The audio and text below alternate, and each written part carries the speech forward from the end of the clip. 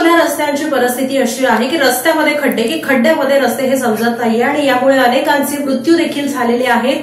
पण आता जर या रस्त्यावरील खड्ड्यांमुळे जर मृत्यू झाला तर 6 लाखांची भरपाई देण्यात येणार आहे।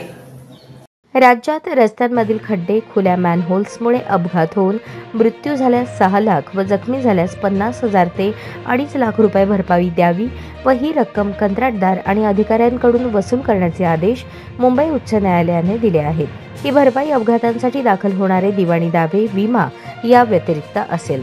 2013 मध्ये खड्ड्यांमुळे होणाऱ्या अपघातांविषयी एक याचिका दाखल झाली होती, त्यामध्ये हे आदेश देण्यात आले आहेत। रस्त्यांचे बांधकाम निकृष्ट केल्याने अपघात होतात आणि याला संबंधित खात्यांचे अधिकारी जबाबदार असतात, अशी तीव्र टीका न्यायालयाने केली।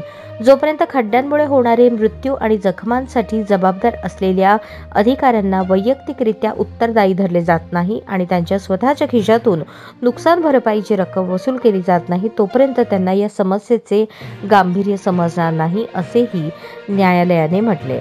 खड्ड्यांमुळे होणारे मृत्यू व जखमा नागरिकांच्या मूलभूत अधिकाराचा भंग असून यासाठी आता संबंधित प्राधिकरणांना थेट जबाबदार धरले जाईल।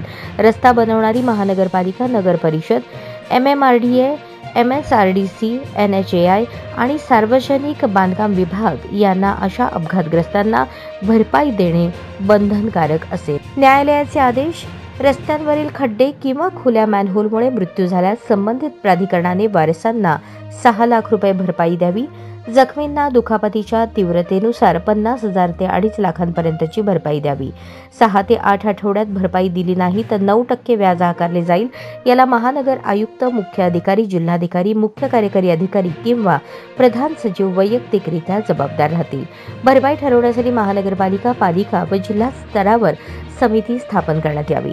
समितीने तक्रार, पेपरच्या बातम्या यासह इतर स्रोतांनी स्वतः माहिती गोळा करावी। पोलिसांनी 48 तासात समितीला माहिती पाठवणे बंधनकारक आहे। खड्ड्यांची तक्रार आल्यानंतर कोणत्याही परिस्थितीत 48 तासात खड्डे दुरुस्ती बंधनकारक राहील। न केल्यास संबंधित अधिकारी व कंत्राटदारांविरुद्ध कारवाई करावी। यात कंत्राटदार ब्लॅकलिस्ट करणे, त्यांच्यावर दंड लावणे, गुन्हा दाखल करणे, अधिकाऱ्यांची विभागीय चौकशी याचा समावेश असेल। ही कारवाई नुकसान भरपाईच्या वसुली व्यतिरिक्त राहील।